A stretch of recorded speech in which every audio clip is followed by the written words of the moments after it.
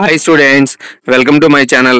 ఈరోజు మనం ఈ వీడియోలో ఏపీ హిస్టరీ సిరీస్కి సంబంధించి మనం ఏంటంటే గత ప్రీవియస్ వీడియోస్లో ఏంటంటే మనం శాతవాహనుల దగ్గర నుంచి ఇక్ష్వాకులు అయితేనేమి, అదేవిధంగా విష్ణుకుండులు అయితేనేమి, అదేవిధంగా తూర్పు చాళుక్య వంశాలు ఏవైతేనేమి ఈ వీటిలన్నిటి గురించి ఏంటంటే మనం కంప్లీట్గా మాట్లాడుకున్నాం అనమాట. అంటే వాళ్ళ కాలం నాటి జరిగినటువంటి రాజకీయ పరిస్థితుల గురించి, అదేవిధంగా వాళ్ళ కాలం నాటి జరిగినటువంటి సాంస్కృతిక చరిత్ర గురించి ఇవన్నీ కూడా ఏంటంటే మనం A to Z ఇన్ఫర్మేషన్ అనేది కంప్లీట్గా ఏ ఒక్క పాయింట్ని కూడా మిస్ చేయకుండా మనం తూర్పు చాళుక్య వంశం వరకు కూడా ఏంటంటే నేను వీడియోస్ అనేవి అప్లోడ్ చేయడం జరిగింది అనమాట. ఇంకా ఎవరైనా సరే కనుక మీలో ఏపీ హిస్టరీకి సంబంధించి మంచి మార్కులు రావడం కోసం కనుక మీరు కనుక యూట్యూబ్లో సెర్చ్ చేస్తున్నట్లయితే కనుక ఖచ్చితంగా మీరు మన ఛానల్ ఫాలో అవ్వండి. అదేవిధంగా ఎవరైతే ఒక గ్రూప్ 2 మెయిన్స్కి ప్రిపేర్ అవుతున్నారో పర్టికులర్గా ఏపీ హిస్టరీ సెక్షన్ సంబంధించి మీకు 75 మార్కులకు 70 మార్కులు రావాలంటే కనుక ఖచ్చితంగా మీరు నేను చెప్పేటువంటి యొక్క క్లాస్ని ఫాలో అవ్వండి. అదేవిధంగా ఈ యొక్క PDF అనేది మీరు డౌన్లోడ్ చేసుకుని నేను క్లాస్ చెప్పేటప్పుడు కనుక మీరు విన్నట్లయితే మీకు మంచి మార్కులు వస్తాయి. అదేవిధంగా కాన్సెప్ట్ అనేది మీకు క్లారిటీగా అర్థమవుతుంది అనమాట. సో ఇంకా మనం డీటెయిల్స్లోకి వెళ్తే లాస్ట్ క్లాస్లో ఏంటంటే మనం తూర్పు చాళుక్య వంశం ఏదైతే ఉందో దీని గురించినటువంటి కంప్లీట్ ఇన్ఫర్మేషన్ అనేది మనం అక్కడ కంప్లీట్ చేసి ఉన్నాం అనమాట. అంటే ఈ యొక్క తూర్పు చాళుక్య వంశం తర్వాత ఏంటంటే మనం మధ్య ఆంధ్రప్రదేశ్ చరిత్రలోకి మనం అడుగు పెడుతున్నాం. అంటే మిడివల్ ఏపీ హిస్టరీలోకి మనం అడుగు పెడుతున్నాం అనమాట. సో మిడివల్ ఏపీ హిస్టరీలో ఏంటంటే కాకతీయులు ఎవరైతే ఉన్నారో ద గ్రేటెస్ట్ కింగ్డమ్ అయినటువంటి కాకతీయుల గురించి మనం చదువుకోవాలన్నమాట. అంటే తూర్పు చాళుక్య వంశం తర్వాత మనం డైరెక్ట్ గా చదువుకోవాల్సిన ఎవరంటే కాకతీయుల గురించి అనమాట. కాకపోతే ఏంటంటే ఈ యొక్క తూర్పు చాళుక్యులు లేదా వేంగి చాళుక్యులు ఎవరైతే ఉన్నారో వీళ్ళ కింద ఏంటంటే కొంతమంది సామంత రాజులు ఉండడం జరుగుతుంది అనమాట.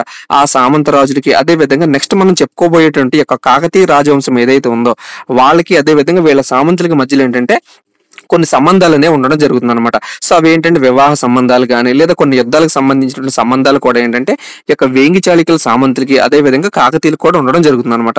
సో మనం కాకతీయుల గురించి చెప్పుకునేటప్పుడు అక్కడ డైరెక్ట్ గా కనుక వీళ్ళ గురించి చెప్పినట్లయితే కనుక మీకు అర్థం కాదు. కాబట్టి ఈ యొక్క వేంగి చాళుక్యులు ఎవరైతే ఉన్నారో వీళ్ళ కింద ఉన్నటువంటి సామంతుల గురించి మనం ఈ రోజు మాట్లాడుకుని సో తర్వాత ఏంటంటే ఈ యొక్క సామంతుల గురించి అయిపోయిన తర్వాత మనం డైరెక్ట్ గా కాకతీయుల రాజవంశంలోకి మనం అడుగు పెడతాం అనమాట. సో ఈ వీడియోలోకి వెళ్లే ముందు మీకు నచ్చితే కనుక ఈ వీడియో ఒక లైక్ చేయండి. అదే విధంగా మీ యొక్క అభిప్రాయాన్ని కింద కామెంట్ సెక్షన్ లో చెప్పండి. సో ఫస్ట్ ఏంటంటే ఈ యొక్క సామంత రాజవంశం ఏంటంటే వెలనాటి చోళులు. సో దీన్ని ఏమంటారంటే వెలనాటి చోడులు అని కూడా అంటారు అనమాట. ఈ యొక్క వెలనాటి చోడులు ఎవరంటే కనుక ఇక వేంగి చాళుక్యులు ఎవరైతే ఉన్నారో వీళ్ళ కింద పరిపాలిస్తూ ఉన్నారనమాట. సో సామంతులు అంటే ఏంటి, ఏదైనా సరే కనుక ఒక రాజ్యం వేరొక రాజ్యం మీద యుద్ధంకి వెళ్ళినప్పుడు ఏంటంటే కనుక అక్కడ ఉన్నటువంటి రాజును ఓడించేసి తన తరపున అంటే గెలిచినటువంటి రాజు ఎవరైతే ఉన్నారో వీళ్ళ తరపున ఏంటంటే అక్కడ ఒక వ్యక్తిని నియమించి అక్కడ పరిపాలన మొత్తం కూడా ఏంటంటే ఇతని అధికారాల ద్వారా నిర్ణయించడం జరుగుతుంది అనమాట. సో దాన్ని ఏమంటారంటే సామంత రాజవంశం అంటారు అనమాట. సో ఈ విధంగా ఏంటంటే ఈ యొక్క వేంగి చాళుక్యులకి సామంతులుగా ఉన్నటువంటి ఒక గొప్ప సామంత వంశం ఏంటంటే కనుక వెలనాటి చోడులు అనమాట. ఈ యొక్క వెలనాటి చోడులకి మూల పురుషుడు ఎవరంటే కనుక గొంకరాజు 1 అనమాట.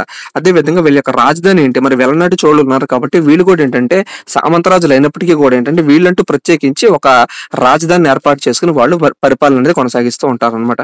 సో ఈ విధంగా వెలనాటి చోళుల యొక్క రాజధాని ఏంటంటే కనుక చందవోలు, దీన్నే చందోలు లేదా ధనాధిపురం లేదా స్థానాధిపురం అంటే ఈ విధంగా అనేక రకాల పేర్లనే ఉన్నాయన్నమాట. సో ఈ విధంగా వెలనాటి చోళుల యొక్క మూల పురుషుడు గొంకరాజు 1, అదే విధంగా వీళ్ళ రాజధాని చందవోలు అనమాట.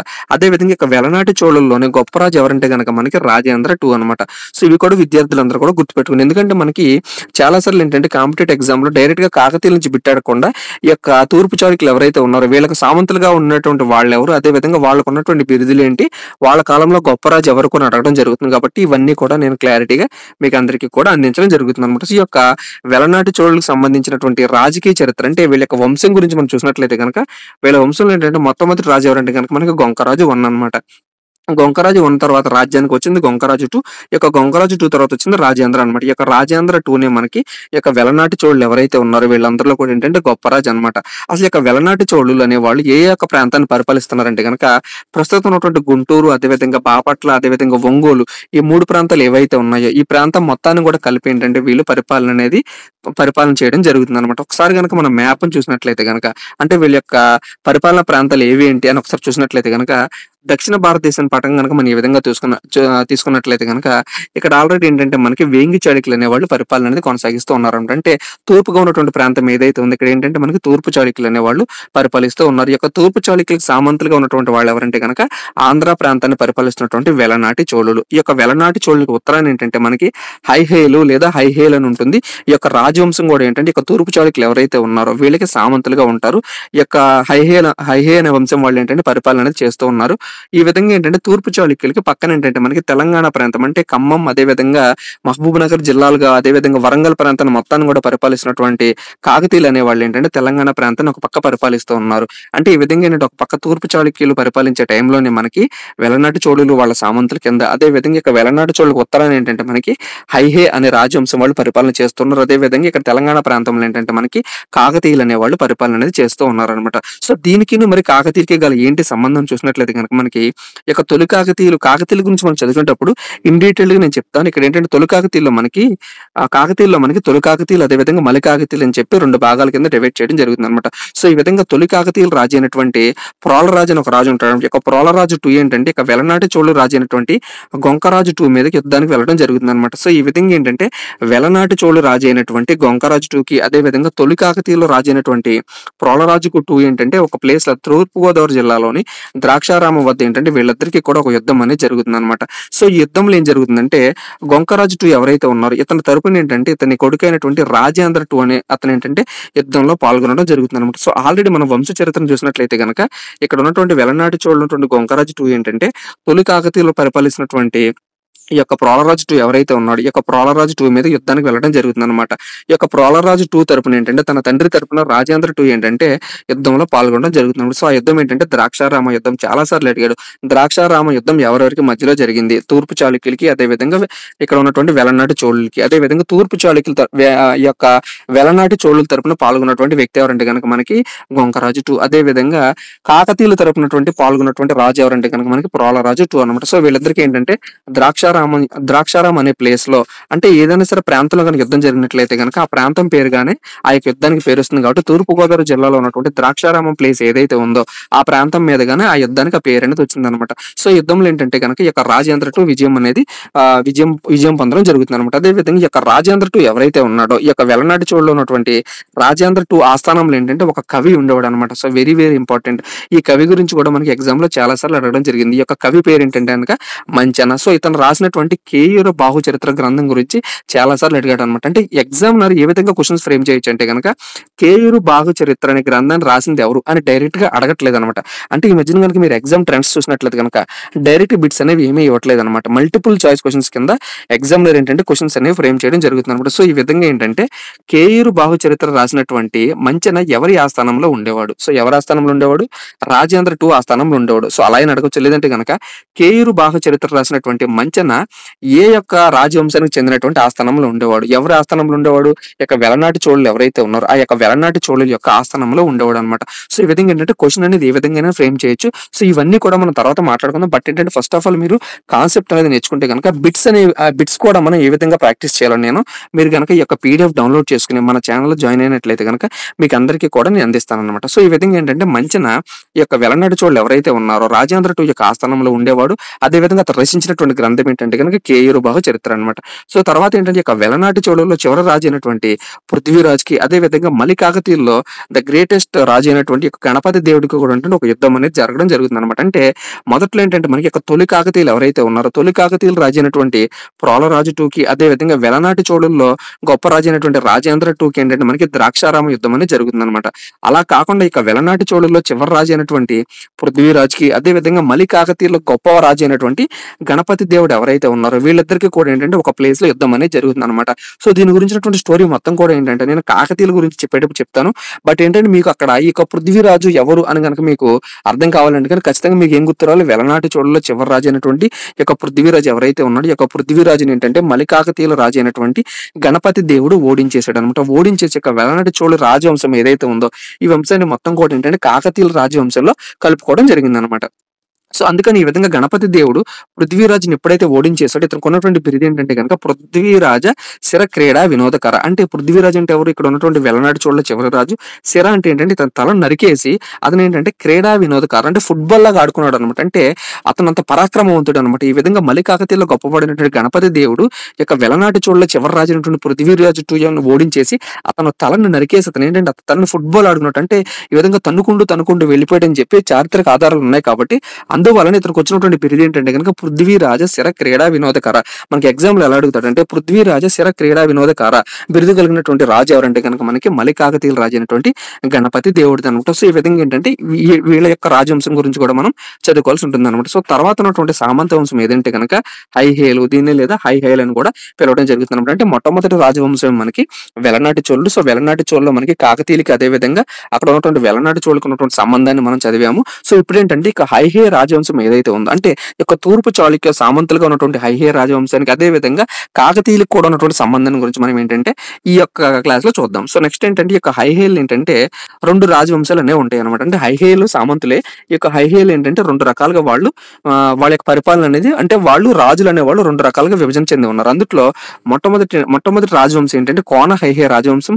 రెండోది ఏంటంటే కనుక పల్నాటి హైహేల్ రాజవంశం అనమాట. అంటే ఒకే రాజవంశం అయినప్పటికీ కూడా వారికి ఉన్నటువంటి విధి విధానాల వల్ల, పరిపాలన సౌలభ్యం వల్ల లేదా అనేక కారణాల వల్ల ఏంటంటే వాళ్ళ యొక్క రాజవంశాలను 2 కింద డివైడ్ చేయడం జరిగింది. అందులో మొట్టమొదటిది కోన హైహేలు, రెండోది ఏంటంటే కనుక పల్నాటి హైహేలు.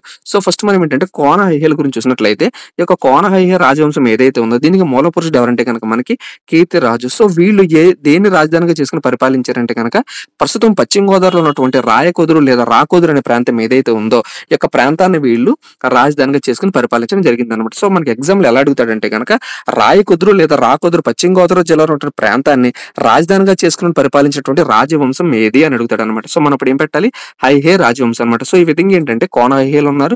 కోన హైహేలు యొక్క మూల పురుషుడు మనకి కీర్తిరాజు. వీళ్ళు పశ్చిమ గోదావరి జిల్లాలో ఉన్నటువంటి రాకోదురు ప్రాంతాన్ని అంటే రాజధానిగా చేసుకుని పరిపాలించడం జరిగిందనమాట. అదే విధంగా వీళ్ళ కాలంలో గొప్ప రాజు ఎవరు అంటే ప్రతి ఒక్క సామంత రాజ్యం తీసుకున్నప్పటికీ కూడా ఏంటంటే మనం వాళ్ళ యొక్క మూల పురుషుడు ఎవరు, అదే విధంగా వాళ్ళలో గొప్ప రాజు ఎవరు, అదే విధంగా ఆ గొప్ప రాజుకి అదే విధంగా మిగిలినటువంటి రాజులు కనుక ఏదైనా యుద్ధం జరిగితే కనుక దాని గురించినటువంటి సమాచారం. సో, ఈ 3 పాయింట్లు కనుక మనం 1 బై 1 చదువుకుంటే కనుక ఖచ్చితంగా మనకి హిస్టరీకి సంబంధించి మంచి డెప్త్ అనేది మనకు అర్థమవుతుంది అనమాట. సో, ఈ విధంగా ఏంటంటే వీళ్ళ కాలంలో గొప్ప రాజు ఎవరంటే కనుక మనకి ముమ్మడి భీమ 2 అనమాట.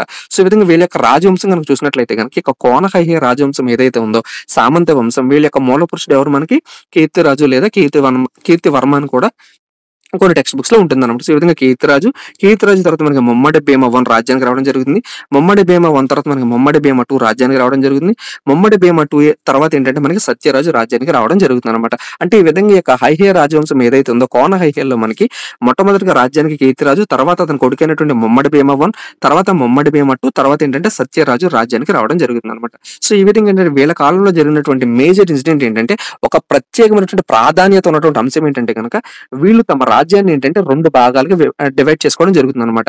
అంటే ఫర్ ఎగ్జాంపుల్ మీకు అర్థం కావాలంటే ఏదైనా సరే ఒక ముఖ్యమంత్రి ఏదైనా సరే ఒక ప్రాంతాన్ని పరిపాలించినప్పుడు ఏంటి ఆ ప్రాంతం మొత్తం కూడా ఆ ముఖ్యమంత్రి పరిధిలోకి వస్తుందన్నమాట. కానీ వీళ్ళ కాలంలో ఏంటంటే రాజ్యంలో ఏంటంటే ద్వంద్వ పాలన అనేది ఉండేదన్నమాట. అంటే రాజ్యాన్ని 2 భాగాలుగా విభజించి ఒక ప్రాంతం మొత్తాన్ని కూడా ఒక రాజు పరిపాలించేవాడు, అదే విధంగా మిగిలినటువంటి ప్రాంతం ఏదైతే ఉందో ఆ ప్రాంతాన్ని వేరొక రాజు పరిపాలించేవాడు అనమాట. అంటే వీళ్ళ కొడుకులు కానీ లేదా వీళ్ళ సామంతులు ఎవరైతే ఉన్నారో నమ్మకస్తులైన వాళ్ళు ఎవరైతే ఉన్నారో వాళ్ళని ఏంటంటే ఆ రాజ్యాన్ని విభజించి వేరొక చోట వాళ్ళని పెట్టి వీళ్ళు రాజ్యాన్ని పరిపాలించడం జరిగేది అనమాట. సో, ఈ విధంగా మనకి రాజ్యంలో ద్వంద్వ పాలన లేదా ద్వైరాజ్య పాలన ప్రవేశపెట్టినటువంటి మొట్టమొదటి రాజవంశం ఎవరిదంటే కనుక మనకి ఒక కోన హైహేల్ అనే రాజవంశం. Very very important. అంటే అంతకు ముందు మనం చదువుకున్నటువంటి యొక్క శాతవాహనులైనా సరే, విష్ణుకుండులైనా సరే, తూర్పు చాళుక్యులైనా సరే ఎవరైనా సరే కనుక వాళ్ళందరూ కూడా ఏంటంటే ఒకే ప్రాంతంలో ఏంటంటే ఒకే రాజు పరిపాలించడం జరిగేది అనమాట. సో, మనం ఆల్రెడీ చదువుకున్న రాజే సర్వాధికారి, అదేవిధంగా రాజుకి అన్ని అధికారాలు కూడా ఆ యొక్క ప్రాంతానికి ఇవ్వబడ్డాయి. బట్ ఈ వేళ కాలంలో ఏంటంటే రాజ్యాన్ని 2 భాగాల కింద డివైడ్ చేసి ద్వంద్వ పాలన అనేది వీళ్ళ కాలంలో ప్రవేశపెట్టడం జరిగింది అనమాట. సో, ఈ విధంగా ఏంటంటే ఒక కోన హైహేల్ వంశం ఏదైతే ఉందో ఈ యొక్క రాజ్యాన్ని ఏంటంటే ముమ్మడి భీమ 2 అదే విధంగా సత్యరాజు 2 వీళ్ళిద్దరు కూడా పరిపాలించడం జరిగేది అనమాట. అంటే ఒక పక్క ప్రాంతాన్ని ముమ్మడి భీమ 2 అదే విధంగా మరొక పక్కన ఏంటంటే సత్యరాజు 2 పరిపాలించడం జరిగేది. వీళ్ళిద్దరు ఏంటంటే సమకాలికులు. అంటే ఒకే టైంలో ఏంటంటే వాళ్ళిద్దరు పరిపాలన అనేది చేయడం జరుగుతుంది అనమాట. ఇది యొక్క కోన హైహేల్ సంబంధించినటువంటి ఇన్ఫర్మేషన్. సో, నెక్స్ట్ ఏంటంటే పల్నాటి హైహేల్. ఈ యొక్క పల్నాటి హైహేల్ సంబంధించి మనం చూసినట్లయితే వీళ్ళ యొక్క మూల పురుషుడు ఎవరంటే కనుక మనకి బేతరాజు 1 అనమాట.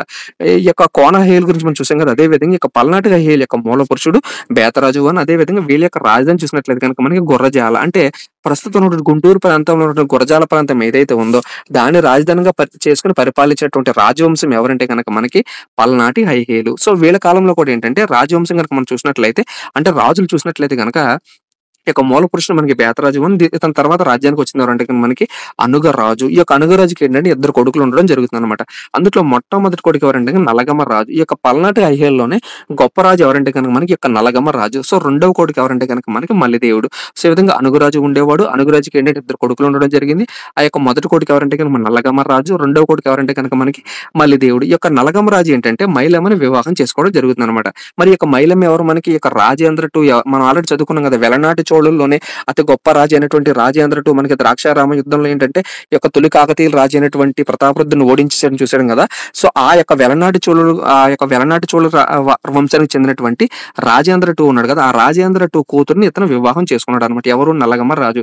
అంటే ఈ విధంగా ఏంటంటే ఇక్కడ ఉన్నటువంటి కోన హైహీలు ఎవరైతే ఉన్నారో వాళ్ళకి అదే విధంగా పల్నాడు హైహీలు కూడా ఏంటంటే కొన్ని సంబంధాలు అనేవి ఉండేవి అనమాట. సో ఈ విధంగా అనుగురాజు కొడుకైనటువంటి నలగమ రాజు రాజేంద్ర టూ కూతురైనటువంటి మైలమ్మని వివాహం చేసుకున్నాడు అనమాట. సో నెక్స్ట్ రెండో కొడుకైనటువంటి మల్లిదేవుడు ఎవరైతే ఉన్నాడో ఇతను వివాహం చేసుకున్నాడు. సో అతని భార్య పేరు ఏంటంటే కనుక మనకి వీర విద్యాదేవి అనమాట. సో నెక్స్ట్ ఏంటంటే ఇక నలగమ్మ రాజు టైంలో ఏం జరుగుతుందంటే మనకి కొన్ని చారిత్రక ఇంపార్టెన్స్ సంబంధించినటువంటి కథ అనేది వీళ్ళ కాలంలో జరుగుతుంది అనమాట.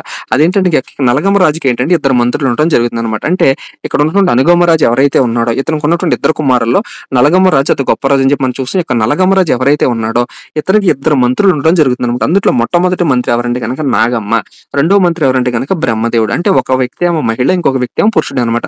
సో ఈ విధంగా నలగమ్మ రాజుకి ఇద్దరు మంత్రులు ఉండడం జరుగుతుంది.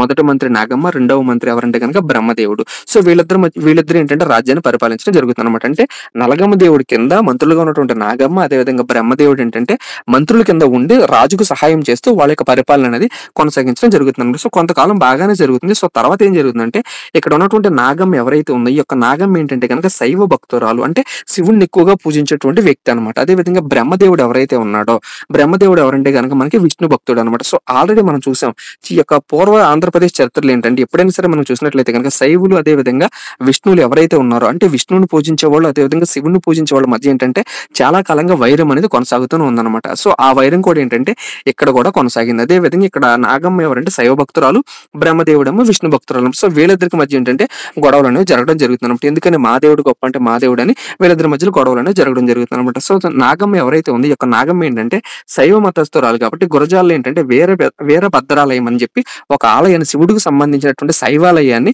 ఈవిడ నిర్మించడం జరుగుతుంది. మరి బ్రహ్మదేవుడు ఏం చేస్తాడు, నేనేం తక్కువ కాదన్నట్టు నువ్వు ఎలాగో మీ శైవుల గురించి ఒక ఆలయం నిర్మించావు కదా అని చెప్పి నేను కూడా ఒక ఆలయం నిర్మిస్తా అని చెప్పి గుంటూరు జిల్లాలోని మాచర్ల ప్రాంతంలో ఏంటంటే చెన్నకేశవర ఆలయం అని చెప్పి ఒక ఆలయాన్ని నిర్మించడం జరిగిందన్నమాట. ఈ యొక్క ఆలయం ఎవరికి సంబంధించిందంటే వైష్ణవులకు సంబంధించింది అనమాట. అంటే ఈ విధంగా నాగమ్మేమో శైవులకు సంబంధించి వీరభద్రాలయం, అదే విధంగా బ్రహ్మదేవుడేమో విష్ణువులకు సంబంధించి మాచర్ల ప్రాంతంలో చెన్నకేశ్వర ఆలయం అనే ఒక ఆలయాన్ని నిర్మించడం జరిగిందనమాట.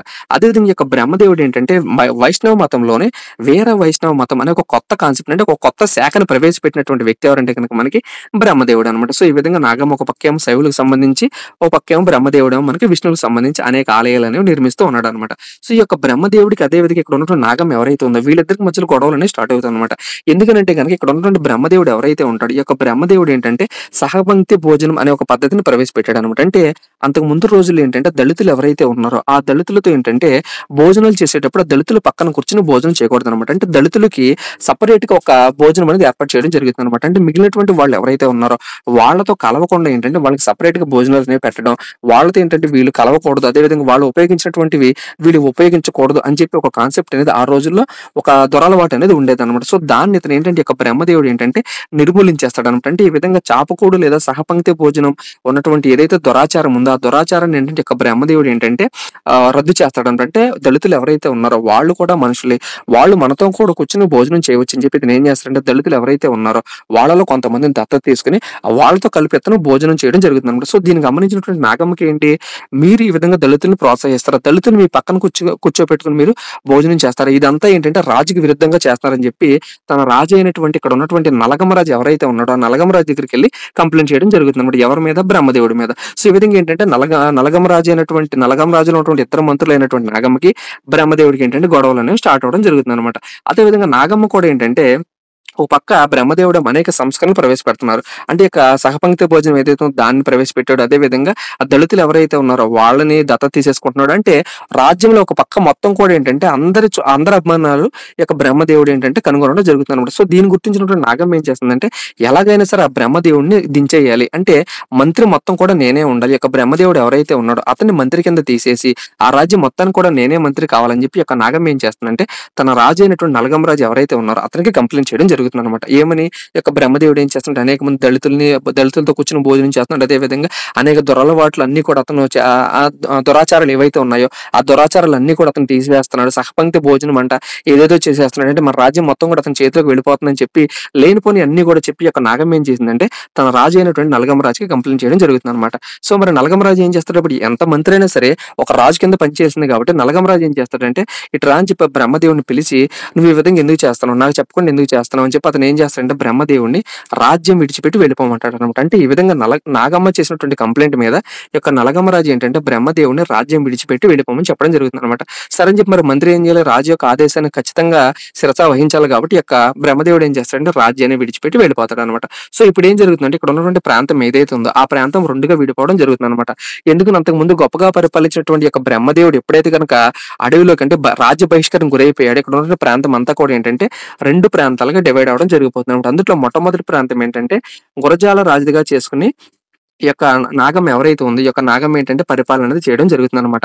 ఒక పక్క ఏమో విష్ణువుకి సంబంధించినటువంటి ఈ యొక్క బ్రహ్మదేవుడు ఎవరైతే ఉన్నాడో వైష్ణవ మతాన్ని తీసుకొచ్చాడు కాబట్టి ఈ యొక్క వైష్ణవ మతం చెందినటువంటి ప్రాంతం ఏదైతే ఉందో మాచర్ల రాజధానిగా చేసుకుని తన రెండవ కొడుకు అయినటువంటి మల్లిదేవుడు ఏంటంటే రాజ్య పరిపాలన అనేది చేయడం జరుగుతుంది. అంటే ఒక పక్క ఏమో మనకి నాగమ శైవ మతస్థులు ఎవరైతే ఉన్నారో వాళ్ళందరినీ కూడా ఒక పక్కకి తీసుకొచ్చేసి గురజాల రాజధానిగా చేసుకుని నలగమ రాజు కింద నాగం ఏంటంటే అదే ప్రాంతాన్ని పరిపాలించడం జరుగుతుంది. ఆ ప్రాంతంలోనే వేరొక భాగాన్ని ఏంటంటే మాచర్ల రాజధానిగా చేసుకుని తన రెండవ కొడుకు అయినటువంటి మలిదేవుడు ఏంటంటే ఈ యొక్క రాజ్య పరిపాలన అనేది చేయడం జరుగుతుంది అనమాట. సో ఇతను ఏం చేస్తాడంటే ఎందుకని బ్రహ్మదేవుడిని మీరు రాజ్య బహిష్కరణ చేశారు, అతను చేసినటువంటి తప్పేంటని చెప్పి ఇక్కడ ఉన్నటువంటి నలగమ రాజు ఎవరైతే ఉంటాడో ఆ నలగమ రాజుని నిలదీయడం జరుగుతుంది అనమాట. సో నిలదీసిన తర్వాత ఏంటంటే నువ్వు ఇంక అడవికి వెళ్ళిన చాలు, రాజ్య బహిష్కరణ చాలని చెప్పి అక్కడ బ్రహ్మదేవుడు ఎవరైతే ఉన్నాడో ఆ బ్రహ్మదేవుడిని మరలా రాజ్యానికి పిలిచి నా కింద నువ్వు మంత్రిగా ఉందని చెప్పి ఈ యొక్క మలిదేవుడు ఏం చేస్తాడంటే బ్రహ్మదేవుడిని మరలా రాజ్యానికి పిలిచి నా కింద నువ్వు మంత్రిగా ఉండని చెప్పి పిలవడం జరుగుతుంది అనమాట. అంటే ఈ విధంగా రెండు భాగాల కింద విడిపోతుంది అనమాట. అంటే రాజ్యంలో మరలా ఏంటంటే ద్వంద్వ పాలన అనేది ప్రవేశపెట్టడం జరిగింది అనమాట. సో ఈ వీళ్ళ కాలంలో కూడా ఏంటంటే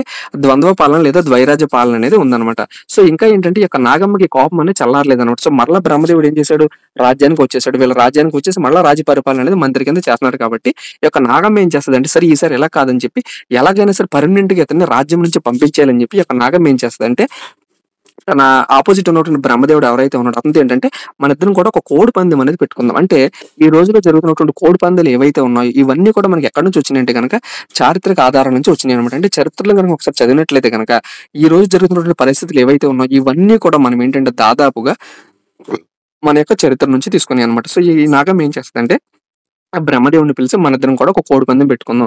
ఈ కోడి పందెంలో కనుక ఎవరైతే ఓడిపోతారో వాళ్ళు శాశ్వతంగా రాజ్య బహిష్కరణ అంటే అరణ్యవాసం చేయాల్సిందే, రాజ్యం నుంచి వెళ్ళిపోవాలని చెప్పి ఇక్కడ నాగం ఏం చేస్తుందంటే బ్రహ్మదేవుడిని పిలవడం జరుగుతుంది అనమాట. బ్రహ్మదేవుడు ఏం తక్కువ కాదు కదా, సరే నేను కూడా రెడీ అని చెప్పి ఒక కోడి పందెలకు అతను ఏంటంటే సిద్ధమవుతాడు అనమాట. సో ఈ విధంగా నాగమ్మకి అదే విధంగా బ్రహ్మదేవుడికి మధ్యలో ఏంటంటే ఒక కోడి పందెం అనేది జరుగుతుంది అనమాట. ఈ యొక్క కోడి పందెంలో ఏంటంటే నాగమ్మ గెలుపొందడం జరుగుతుంది. సో ఓడిపోయినటువంటి బ్రహ్మదేవుడు ఎవరైతే ఉన్నాడో ఇతను మరలా ఓడిపోయాడు కాబట్టి అరణ్యవాసానికి వెళ్ళిపోవడం జరుగుతుంది. అంటే ఈ విధంగా ఒక పక్క ఏమో నలగమ రాజు అతని కింద ఉన్నటువంటి మంత్రి అంటే నాగమ్మ ఒక పక్క, అదే విధంగా మలిదేవుడు అదే విధంగా బ్రహ్మదేవుడికి ఒక పక్క ఏంటంటే యుద్ధం అనేది జరుగుతుంది. ఎప్పుడు ఇతను అరణ్యవాసానికి వెళ్ళిపోతాడు, అరణ్యవాసం వెళ్ళిపోయిన తర్వాత మరలా తిరిగి రాజ్యానికి వచ్చిన తర్వాత బ్రహ్మదేవుడికి ఈసారి ఏంటంటే నాగమ్మ మీద కోపం అనేది వస్తుంది అనమాట. ఎందుకని పొద్దాకి ఏంటంటే నన్ను ఓడించేసి ఈవిడ రాజ్యాన్ని తీసుకోవాలని చెప్పి చూస్తుందని చెప్పి ఒక బ్రహ్మదేవుడు ఏం చేస్తాడంటే మలిదేవుడు సహాయం తింటే ఒక యుద్ధాన్ని ప్రకటించడం జరిగింది అనమాట. ఆ యుద్ధం ఏంటంటే కనుక పలనాటి యుద్ధం. వెరీ వెరీ ఇంపార్టెంట్, చాలా సార్లు కాంపిటేటివ్ ఎగ్జామ్స్ లో అడిగాడు. పలనాటి యుద్ధం ఎవరెవరికి మధ్యలో జరిగిందంటే కనుక మనకి ఇక్కడ ఉన్నటువంటి నలగమ్మ దేవుడికి నాగమ్మ ఒక పక్క గ్రూప్ కింద ఫామ్ అయ్యారు, మరొక పక్క ఏమో మల్లిదేవుడు అదే విధంగా బ్రహ్మదేవుడు ఒక గ్రూప్ కింద ఫామ్ అయ్యారు. సో వీళ్ళిద్దరికి మధ్యలో ఒక యుద్ధం అనేది జరిగిందనమాట. ఆ యుద్ధం అనేది సుమారు క్రీస్తు శకం 1176 నుంచి 82 మధ్యలో జరిగిందనమాట. సో యుద్ధం ఏంటంటే పలనాడు అనే ప్రాంతంలో జరిగింది కాబట్టి యుద్ధానికి పలనాటి యుద్ధం అనే పేరు అనమాట. ఒక పక్క ఏంటంటే ఇక్కడ ఉన్నటువంటి నాగమ్మ ఎవరైతే ఉందో ఈ యొక్క నాగమ్మ లేదా నలగమ్మ దేవుడికి మనకి సపోర్ట్ చేసినటువంటి రాజవంశాలు వెలనాటి చోళులు సపోర్ట్ చేశారు. కాకతీయులను పరిపాలించినటువంటి ప్రతాపరుద్రుడు ఎవరైతే ఉన్నారో, ఈ యొక్క ప్రతాపరుద్రుడు కూడా నాగమ్మ తరపునే ఉండడం జరిగిందనమాట. అదేవిధంగా ద్వార సముద్రం, ప్రస్తుతం ఉన్నటువంటి కర్ణాటక ప్రాంతంలో ఉన్న ద్వార సముద్ర ప్రాంతం ఏదైతే ఉందో దాన్ని పరిపాలిస్తున్నటువంటి హోయిసళ్ళు ఎవరైతే ఉన్నారో వీళ్ళ ముగ్గురు కూడా ఏంటంటే ఇక్కడ ఉన్నటువంటి నాగమ్మ లేదా నలగమ్మ దేవుడు ఎవరైతే ఉన్నారో వాళ్ళకి సపోర్ట్ చేయడం జరిగిందనమాట. మరి యొక్క బ్రహ్మదేవుడు యొక్క మలిదేవుడు ఉన్నారు కదా, సో వీళ్ళకి ఏంటంటే కేవలం కాళాచోళ్ళు ఎవరైతే ఉన్నారో అంటే వీళ్ళు కూడా ఏంటంటే ఒక రాజవంశానికి చెందినటువంటి వాళ్ళు, వీళ్ళ తరపున సహాయం అనేది చేయడం జరిగిందనమాట. సో ఈ విధంగా పల్నాటి యుద్ధంలో ఎవరు గెలుపొందారంటే కనుక మనకి నలగమ్మ రాజు అదేవిధంగా నాగమ్మ యుద్ధంలో ఏంటంటే గెలవడం జరిగిందనమాట. సో ఎప్పుడైతే ఈ విధంగా యుద్ధంలో గెలిచారో మిగిలినటువంటి రాజ్యాన్ని మొత్తం కూడా ఏంటంటే ఇక్కడ ఉన్నటువంటి నాగమ్మ నలగమ్మ రాజు ఏంటంటే సొంతం చేసేసుకోవడం జరిగిందనమాట. సో తర్వాత ఏం జరుగుతుందంటే హెల్ప్ చేసినటువంటి కాకతీయులు ఉన్నారు కదా, మరి వీళ్ళు ఎందుకని హెల్ప్ చేశారు, తర్వాత ఎలాగైనా సరే ఆ రాజ్యం ఏదైతే ఉందో ఆ రాజ్యాన్ని కూడా కాకతీయుల రాజ్యాన్ని కలుపుకోవాలని చెప్పి ప్రతాపరుద్రుడు హెల్ప్ చేశాడు. సో తర్వాత ఏం చేస్తాడంటే నాగమ్మని అదేవిధంగా నలగమ్మ దేవుడు పరిపాలించిన ప్రాంతం ఏదైతే ఆ ప్రాంతాన్ని మొత్తం కూడా ఏంటంటే కాకతీయ రాజును ప్రతాపరుద్రుడు ఓడించేసి తన రాజ్యంలో కలుపుకోవడం జరుగుతుంది అనమాట.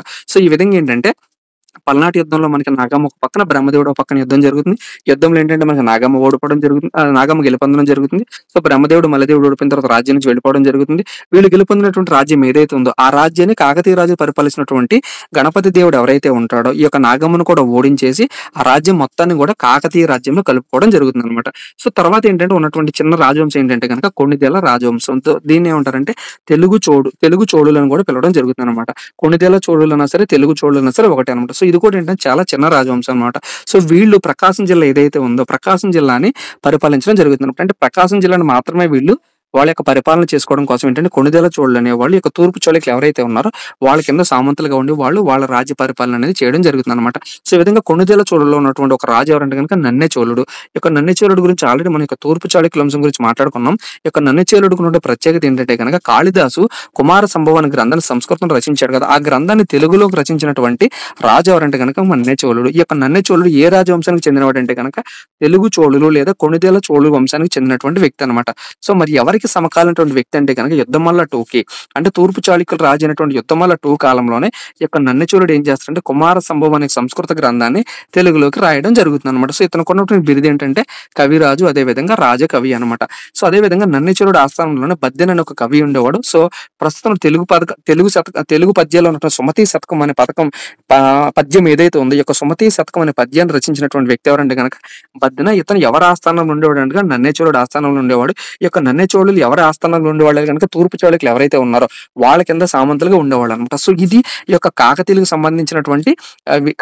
సంబంధించినటువంటి వీడియోలకు వెళ్లే ముందు మనం తెలుసుకోవాల్సినటువంటి చిన్న చిన్న సామంత రాజవంశాలు దీనికి సంబంధించినటువంటి కంప్లీట్ ఇన్ఫర్మేషన్ అనమాట. సో నెక్స్ట్ వీడియోలో ఏంటంటే మనం గొప్ప రాజవంశం అంటే కాకతీయుల గురించి మనం నెక్స్ట్ వీడియోలో మాట్లాడుకుందాం అనమాట. సో ఈ వీడియో ఎలా ఉంది మీ యొక్క అభిప్రాయం ఖచ్చితంగా కామెంట్ సెక్షన్ లో చెప్పండి. ఈ యొక్క PDF కావాల్సిన వారు నా యొక్క నెంబర్ అనేది డిస్క్రిప్షన్ లో ఉంటుంది, దాన్ని మీరు కాంటాక్ట్ చేయండి. Thank you.